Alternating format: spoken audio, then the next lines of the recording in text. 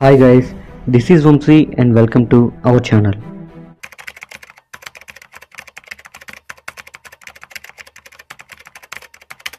అఘోరి శ్మశానంలో జీవిస్తాడా? అఘోరి ఎందుకు శవాల మీద పూజ చేస్తాడు? అఘోరి ఎందుకు ఒంటరిగానే జీవిస్తాడు? అఘోరి ఒక మామూలు వ్యక్తి నుండి అఘోరిగా మారడానికి 3 స్టేజెస్ ఉంటాయి. వీటినే శ్మశాన సాధన, శవ సాధన, శివ సాధన అని అంటారు. శ్మశాన సాధన ఏంటి అంటే అఘోరిగా మారాలి అని అనుకునే వ్యక్తి తన గురువు దగ్గరికి వెళ్ళినప్పుడు అప్పుడు ఆ గురువు ఈ వ్యక్తిని స్టార్టింగ్లోనే ఒక రోజంతా శ్మశానంలో ఉండి తర్వాత తన దగ్గరికి రమ్మని చెప్తాడు. ఇలా ఎందుకు చెప్తాడు అంటే శివుడి యొక్క నివాస స్థలం ఏంటి? శ్మశానం కదా. సో ఈ వ్యక్తిని శివుడికి పరిచయం చేయడానికి అక్కడ ఉన్న శ్మశానంలో ఏకాంతాన్ని, నిశ్శబ్దాన్ని, సమాధులను చూస్తూ ఆ సమాధుల మధ్య జీవించగలడా అని చూడటానికి ఆ గురువు మొదటి రోజే ఇలా చేస్తాడు. తర్వాత ఆ వ్యక్తి గురువు దగ్గరికి వెళ్ళినప్పుడు గురువు అక్కడ ఏం గమనించావు, ఎలా ఉంది అని అడుగుతాడు. ఈ క్వశ్చన్స్కి ఆన్సర్ చెప్పాక తర్వాత ఆ గురువు ఇతన్ని శిష్యుడిగా అంగీకరిస్తాడు. సో ఒక అఘోరి సాధన మొట్టమొదటిసారిగా శ్మశానం నుండే స్టార్ట్ అవుతుంది. ఎందుకంటే శివుడి నివాస స్థలం శ్మశానం కాబట్టి, అక్కడ శివుడు ఉంటాడు కాబట్టి. అఘోరి శ్మశానంలోనే నివసిస్తాడా అంటే లేదు. మనం దేవుడి కోసం గుడికి వెళ్తాం, అంతేకాని దేవుడిని ఇంటికి తీసుకుని రాలేం కదా. సో ఇదే విధంగా అఘోరి గుడి శ్మశానం. మనం గుడికి వెళ్ళినప్పుడు దేవుడి దర్శనం అయ్యాక, పూజ అయ్యాక వచ్చేస్తాం, కానీ అక్కడే ఉండం కదా. అలాగే అఘోరి కూడా కేవలం సాధన కోసం, శివుడి దర్శనం కోసం వెళ్తాడు. అది అయ్యాక తిరిగి వస్తాడు, కానీ అక్కడే జీవించడు. శవసాధన ఏంటి అంటే ఒక అఘోరి చనిపోయిన వ్యక్తి మీద కూర్చొని పూజ చేయడం. దీన్ని మెడిటేషన్ అని కూడా అంటారు. అసలు ఎందుకు ఇలా చేస్తారు అంటే చనిపోయిన వ్యక్తి యొక్క శక్తిని మరియు జ్ఞానాన్ని పొందడానికి, అలాగే చనిపోయిన వారికి మోక్షాన్ని ప్రసాదించడానికి ఇలా చేస్తారు. అది కూడా మోస్ట్లీ అనాథ శవాలకు మాత్రమే ఇలా చేస్తారు. ఎందుకంటే వాళ్ళకి ఫ్యామిలీ ఉండదు కాబట్టి అంత్యక్రియలు కూడా సరిగా జరగవు. అందుకే వాళ్ళకి మోక్షాన్ని ప్రసాదించడానికి, వాళ్ళ ఆత్మకి శాంతి చేకూరాలని ఇలా చేస్తారు. వీళ్ళకే కాదు, ఫ్యామిలీ ఉన్న వాళ్ళకి కూడా ఇలా చేస్తారు. కానీ చనిపోయిన వ్యక్తికి సంబంధించిన వ్యక్తులు వచ్చి ఇలా చేయండి అని అడిగినప్పుడు మాత్రమే చేస్తారు. సో అఘోరి చనిపోయిన వ్యక్తుల మీద పూజలు చేస్తాడు. ఎందుకంటే వాళ్ళకి మోక్షాన్ని ప్రసాదించి వాళ్ళ ఆత్మకి శాంతి చేకూరాలని ఇలా చేస్తారు. దీని ద్వారా వాళ్ళకి ఏంటి లాభం అంటే చనిపోయిన వ్యక్తి యొక్క శక్తిని, జ్ఞానాన్ని వీళ్ళు పొందుతారు. అలాగే అఘోరీలు ఇలా చేసినందుకు వీళ్ళని శివుడు మెచ్చుకుంటాడు అని వీళ్ళు భావిస్తారు. ఇంకా దీనికి క్లియర్ ఎక్స్ప్లెనేషన్ ఇవ్వాలి అంటే ఒక నార్మల్ వ్యక్తి శవం మీద కూర్చోగలడా? కనీసం ముట్టుకోగలడా? నీ ఫ్యామిలీలోని వ్యక్తి కాకుండా ఎవరో తెలియని వ్యక్తి చనిపోతే అతన్ని నువ్వు ముట్టుకోగలవా? లేదు కదా. బట్ ఒక అఘోరికి ఇలాంటి భేదాలు ఉండవు, ఎవరైనా ఒకటే. ఎందుకంటే అఘోరి మనిషికి భిన్నంగా జీవించాలి కాబట్టి తను మెడిటేషన్ చేయాలి అనుకున్నప్పుడు శవమైనా ఒకటే, అరుగైనా ఒకటే. అయ్యో శవం మీద మెడిటేషన్ ఏంటి అని చేతరించుకోడు, భయపడ్డు. అదే అరుగు విశాలంగా ఉంది కదా అని విశ్రాంతి తీసుకోడు. అతనికి అరుగైనా ఒకటే, శవమైనా ఒకటే. ఈ 2 ప్లేసెస్లోనూ అఘోరి అనే వ్యక్తి కేవలం శివుడి స్మరణ మాత్రమే చేస్తాడు. శివ సాధన అంటే ఏంటి? శివ సాధన అంటే చెప్పాను కదా, అఘోరి శిక్షణ చివరి 5 సంవత్సరాలు కేవలం ఒంటరిగా శ్మశానాల్లో, హిమాలయాల్లో, అడవుల్లో జీవిస్తాడు. ఈ టైంలో కేవలం శివుడి గురించి మాత్రమే జీవిస్తాడు. శివుడి అనుగ్రహం కోసం, శివుడి మోక్షం కోసం మాత్రమే జీవిస్తాడు. సో అఘోరిగా మారటానికి 3 స్టేజెస్ ఉంటాయి. అవే శ్మశాన సాధన, శవ సాధన, శివ సాధన. వీటిని పూర్తి చేయడానికి 12 సంవత్సరాలు టైం పడుతుంది. ఈ 3 స్టేజెస్ దాటాక ఒక వ్యక్తి అఘోరిగా మారతాడు.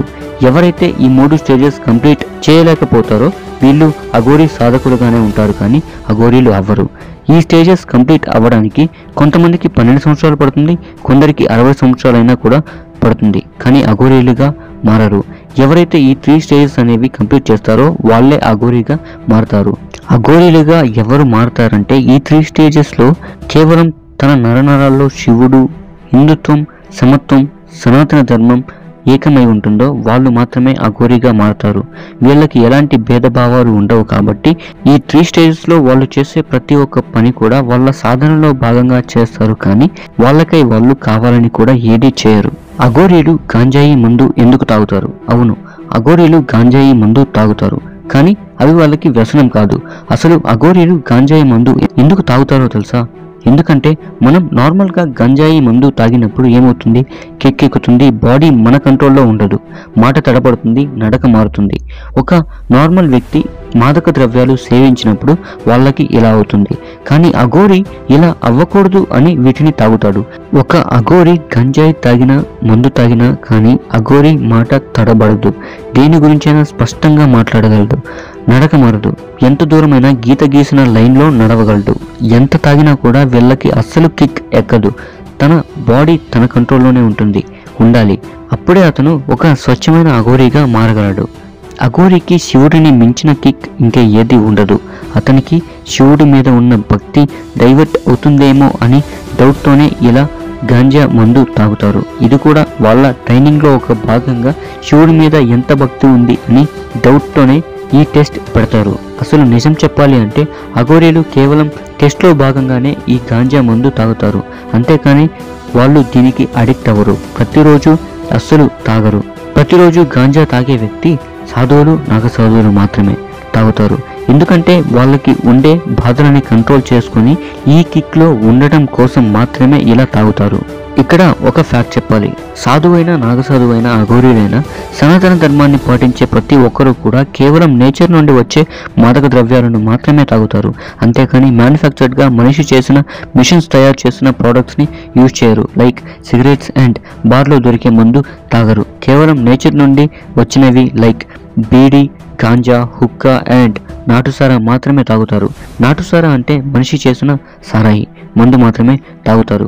మరి సిగరెట్ మందు కూడా మనిషే కదా బ్రో చేస్తాడు అంటే, సిగరెట్ లోపల ఉండే టొబాకో నేచర్ నుండి వస్తుంది, కానీ సిగరెట్ పైన ఉండే పేపర్ అండ్ అందులో యూజ్ చేసే కెమికల్స్ నేచర్ కాదు కదా. అదే బీడీ అయితే లోపల ఉండే టొబాకో నేచర్ అండ్ పైన ఉండే ఆకు కూడా నేచర్ నుండే వస్తుంది. కాబట్టి వీళ్ళు వీటిని నేచర్ నుండి వచ్చిన మాదక ద్రవ్యాలను మాత్రమే తీసుకుంటారు. సో ఇలా మిషన్స్ ద్వారా ప్రొడ్యూస్ అయిన ప్రోడక్ట్స్ని యూజ్ చేయరు. వాళ్ళకి ఏదైనా ప్యూర్గా ఉండాలి, కల్తీ ఉండకూడదు, కల్తీని ఇష్టపడరు. అఘోరీలు చనిపోయిన శవంతో సెక్స్ చేస్తారా అండ్ చనిపోయిన వారిని బ్రతికిస్తారా? అవును, అఘోరీలు నిజంగానే చనిపోయిన శవంతో సెక్స్ చేస్తారు. ఎలా, అసలు ఎందుకు అంటే, అఘోరిని ఎవరైనా లవ్ చేస్తారా, మ్యారేజ్ చేసుకుంటారా? ఒకవేళ చేసుకుంటా అన్నా కానీ వీళ్ళు చేసుకోరు. సో వీళ్ళకి సెక్సువల్ డిజైర్స్ తీర్చుకోవడానికి వేరే ఆప్షన్ ఉండదు. అలా అని ప్రతిరోజు సెక్సువల్ ఫీలింగ్స్ వచ్చిన ప్రతిసారి శవాలతో సెక్స్ చేయరు. కేవలం వాళ్ళ జీవితంలో ఒక్కసారి మాత్రమే శవంతో సెక్స్ చేస్తారు. అది కూడా చనిపోయిన వాళ్ళ పర్మిషన్ తీసుకొని మాత్రమే చేస్తారు. ఇది కూడా వీళ్ళ ట్రైనింగ్లో ఒక భాగం. అసలు ఎందుకు ఇలా చేస్తారు అంటే, అఘోరి నార్మల్గా బ్రతికి ఉన్న వ్యక్తితో సెక్స్ చేయడం అనేది అసాధ్యం. ఒకవేళ చేసినా కానీ వాళ్ళు అఘోరి యొక్క పవర్ని తట్టుకోలేరు. ఇందుకే చనిపోయిన శవంతో సెక్స్ చేస్తారు. అయినా శవంతో ఎలా అంటే, చనిపోయిన వ్యక్తి యొక్క బాడీ వెంటనే డీకంపోజ్ అవ్వదు. అట్లీస్ట్ 1 day అయినా టైం పడుతుంది. అప్పట్లోపు ఆర్గాన్స్ అన్నీ కూడా యాక్టివ్లోనే ఉంటాయి. కేవలం ఆ బాడీకి మూమెంట్ ఉండదు అంతే. ఎందుకంటే ఆ బాడీలో నుంచి ఆత్మ వెళ్ళిపోతుంది కాబట్టి.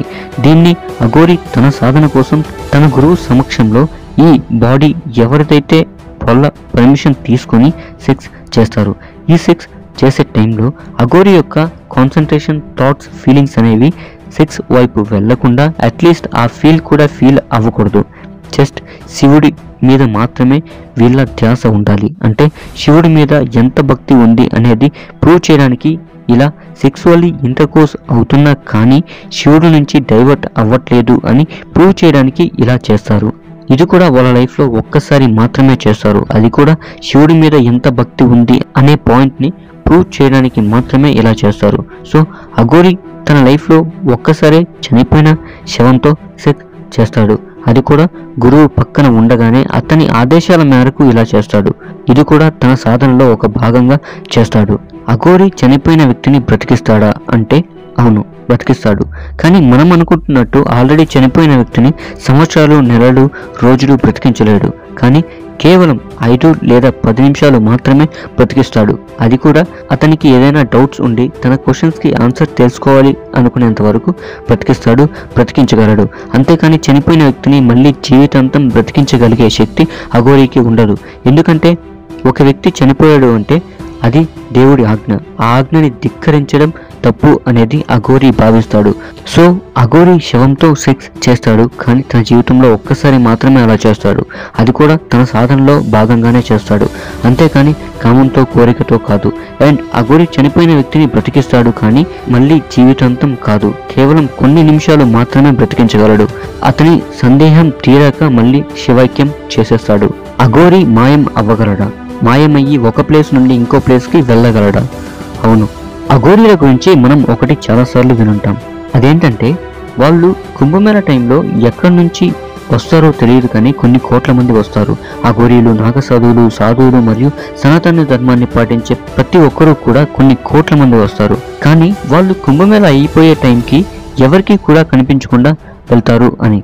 ఇంకోటి, వీళ్ళని చూసిన తర్వాత పిఎం అయినా కూడా తన కాన్వాయ్ని సైడ్కి ఆపుకొని నిల్చోవాలి. వీళ్ళు వెళ్ళిన తర్వాతే వెళ్ళాలి. దీన్ని నేనేదో ఎగ్జాజరేట్ చేసి చెప్పడం లేదు, ఇట్స్ ట్రూ. ఈ కుంభమేళ ఫెస్టివల్ జరిగేదే వాళ్ళ కోసం. 4 సంవత్సరాలకి ఒక్కసారి ఈ కుంభమేళ ఫెస్టివల్ అనేది జరుగుతుంది. ఈ టైంలో వాళ్ళని ఎవరు డిస్టర్బ్ చేసినా కూడా చాలా ప్రాబ్లమ్స్ ఫేస్ చేయాల్సి వస్తుంది. అందుకే పిఎం అయినా కూడా సైడ్ ఉంటాడు. సో ఈ స్టోరీ మనం వినుంటాం. అదే కోట్ల మంది సాధువులు వస్తారు, కానీ కుంభమేళ అయిపోయాక ఎవరికి కూడా కనిపించకుండా వెళ్ళిపోతారు అని. అది ఎలా సాధ్యం అనుకుంటున్నారు? వాళ్ళకి మాయమయ్యే శక్తి ఉంది కాబట్టే ఇది సాధ్యమవుతుంది. నార్మల్గా అఘోరీలు మనలాగా పబ్లిక్ ట్రాన్స్పోర్ట్ యూజ్ చేయరు. వాళ్ళకి సపరేట్గా కార్లు, బైక్లు ఉండవు. ఒకవేళ పబ్లిక్ ట్రాన్స్పోర్ట్ యూజ్ చేసినా కూడా చాలా మందికి కనిపిస్తారు కదా, కానీ ఎవరికి కూడా అఘోరీలు కనిపించరు. జస్ట్ కుంభమేళ దగ్గర మాత్రమే అఘోరీలు కనిపిస్తారు, ఇంకా ఎక్కడో కూడా వాళ్ళు కనిపించరు. కానీ నార్మల్గా చాలా మంది అఘోరీలు జస్ట్ నడకదారిన వస్తూ ఉంటారు. అంటే వాళ్ళు వస్తున్నది అందరికీ చూపించడానికి, తెలియజేయడానికి. ఇలా చాలామంది కూడా అఘోరీలు వాళ్ళు నార్మల్గా వస్తూ ఉంటారు కాబట్టి వాళ్ళు జస్ట్ కనిపిస్తారు. జస్ట్ వాళ్ళ సంఖ్య అనేది చాలా తక్కువగా ఉంటుంది. కానీ కుంభమేళ దగ్గర మాత్రం కొన్ని కోట్ల మంది సాధువులు కనిపిస్తారు. బట్ వీళ్ళంతా కూడా ఎవరికి కనిపించకుండా పబ్లిక్ ట్రాన్స్పోర్ట్ అనేది యూజ్ చేయకుండా వస్తారు. బట్ ఎలా అంటే వాళ్ళకి ఈ మాయమయ్యే శక్తి ఉంది కాబట్టి. కుంభమేళ దగ్గర అఘోరిని చూసిన ప్రతి ఒక్క వ్యక్తి కూడా శివుడే వస్తున్నాడు అనేంత సంతోషంగా చూస్తారు అఘోరిని శివుడిలా భావిస్తారు. ఎందుకంటే శివుడే వాళ్ళ కోరికలను తీర్చడానికి, వాళ్ళ శాపాలను, వాళ్ళ కష్టాలను మార్చడానికి వస్తున్నాడు అని వాళ్ళు భావిస్తారు. అఘోరిలో శివుడిని చూసుకుంటారు. నిజంగా చెప్పాలి అంటే అఘోరీలు దేవుడి కంటే తక్కువ కాదు, ఇది మాత్రం నిజం. ఇప్పుడు ఒక ఎగ్జాంపుల్ చెప్తా. కుంభమేళ టైంకి ఒక అఘోరి హిమాలయాల్లో ఉన్నాడు. అతను ఈ కుంభమేళకి రావాలి. ఎలా వస్తాడు? అతనికి మాయమయ్యే శక్తి ఉంది కాబట్టే వస్తాడు, రాగలడు. కుంభమేళ టైంలో తను వచ్చేది మనకి తెలియాలి కాబట్టి మనకి కనిపిస్తాడు. అదే కుంభమేళ అయ్యాక మనకి కనిపించాల్సిన అవసరం లేదు కాబట్టి మాయమవుతారు. సో అఘోరీలకు కేవలం మాయమయ్యే శక్తి మాత్రమే కాదు, ఇంకా చాలా అంటే చాలా శక్తులు ఉంటాయి. వీటిని వీళ్ళు అత్యవసర టైంలో మాత్రమే యూజ్ చేస్తారు. ఈ పవర్ యూజ్ చేస్తే కానీ ఈ ప్రాబ్లం సాల్వ్ అవ్వదు అనుకుంటేనే ఆ పవర్ని వాళ్ళు యూజ్ చేస్తారు. అఘోరీల గురించి ఒక్క విషయం చెప్పనా, వీళ్ళు దేవుడి కంటే తక్కువ కాదు. వాళ్ళు ఏదనుకుంటే అది చేయగలరు. హిందూ ధర్మం జోలికి వస్తే ఏమైనా చేయగలరు. అసలు ఇన్ని కష్టాలు పడి అఘోరి ఎందుకు అలా జీవిస్తాడు? అఘోరిగా ఎందుకు మారుతాడు? ఏం అవసరం? ఎందుకు అసలు అఘోరిగా మారతాడు అంటే, అఘోరి ఇన్ని కష్టాలు పడి జీవించేది ఎందుకు అంటే, కష్టమేమీ ఉండదు, ఇష్టంతోనే జీవిస్తాడు. కానీ ఎందుకు అంటే శివుడి నుండి మోక్షం కోసం, తనకి మరొక జన్మ వద్దు అని, ఈ జీవితం నాకు చాలు అని శివుడికి చెప్పడం కోసం, శివుడిలో ఏకం అవ్వడం కోసం ఒక వ్యక్తి అఘోరిగా జీవిస్తాడు. సో ఇవి గైస్ అఘోరి మీద మనిషికి ఉండే క్వశ్చన్స్ అండ్ డౌట్స్. ఈ వీడియోలో ఆ క్వశ్చన్స్కి ఆన్సర్స్ అండ్ డౌట్స్కి క్లారిఫికేషన్ దొరికింది అని భావిస్తున్నాను. నేను ఈ వీడియోలో చెప్పిన ప్రతి ఒక్క పాయింట్ కూడా Wikipedia, Quora and Indian historic websites నుండి, ఇంకా చాలా వెబ్సైట్స్, బ్లాగ్స్ నుండి కలెక్ట్ చేసి చెప్పినవే. ఇవి కాకుండా ఎన్నో వీడియోస్, ఇంటర్వ్యూస్, డాక్యుమెంటరీస్ నుండి ఇన్ఫర్మేషన్ కలెక్ట్ చేసి ఈ వీడియో చేయడం జరిగింది. ఇందులో నేను కల్పించి చేసినవి, చెప్పినవి ఏమీ కూడా లేవు. కాకపోతే మీకు అర్థమయ్యేలా మన వాడుక భాషలో చెప్పడానికి ట్రై చేశాను. అందుకే వీడియో లెంత్ అనేది ఎంత వచ్చింది. నా ఒపీనియన్ ఒకటే, ఇన్ఫర్మేషన్ అనేది ఆడియన్స్కి అర్థమయ్యేలా చెప్పాలి అని. అది ఒక్కటే ఆలోచిస్తాను. అంతేకాని వీడియో లెంత్ గురించి కాదు. 1 అవర్ పట్టే వీడియోని 10 మినిట్స్లో ఏదో చెయ్యాలి అని కాకుండా షార్ట్గా చేసి అటెన్షన్ కోసం అలా నేను చేయలేను. ఆ వీడియోని చూసిన మీకు అర్థమవదు, ఎందుకంటే అందులో డీప్ ఇన్ఫర్మేషన్ ఉండదు కాబట్టి. చూసిన మీకు చేసిన నాకు తృప్తి లేకుండా చేయడం అనేది వేస్ట్ అనేది నేను ఫీల్ అవుతున్నాను. ప్రతి ఒక్క పాయింట్ని పిన్ టు పిన్ కవర్ చేయాలి అనేది నా ఒపీనియన్. ఈ వీడియోలో నేను ఇంకా చాలా పాయింట్స్ కవర్ చేయలేదు. జస్ట్ ఒక మనిషికి అఘోరీ మీద ఉండే క్వశ్చన్స్ అండ్ డౌట్స్కి ఆన్సర్ అండ్ క్లారిఫికేషన్ కోసం మాత్రమే ఈ వీడియో చేశాను.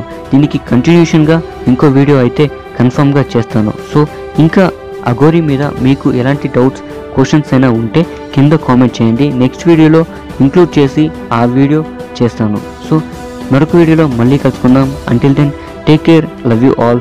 This is Vamshi signing off. Jai Hind. ఈ వీడియో కనుక మీకు నచ్చినట్లయితే లైక్ చేయండి, షేర్ చేయండి, మరియు ఈ వీడియోపై మీ ఒపీనియన్ని మాకు కామెంట్ చేయండి. అలానే మన ఛానల్ని సబ్స్క్రైబ్ చేసుకోండి. సబ్స్క్రైబ్ చేసుకోగానే పక్కన ఒక గంట వస్తుంది, దాన్ని గట్టిగా కొట్టండి, ఎందుకంటే నోటిఫికేషన్ కోసం. మా నుండి అప్డేట్స్ కోసం ఫేస్బుక్, ఇన్స్టాగ్రామ్, ట్విట్టర్ లాంటి అఫీషియల్ సోషల్ మీడియా అకౌంట్స్లో మమ్మల్ని ఫాలో అవ్వండి. Thank you very much for watching. Love you all. జై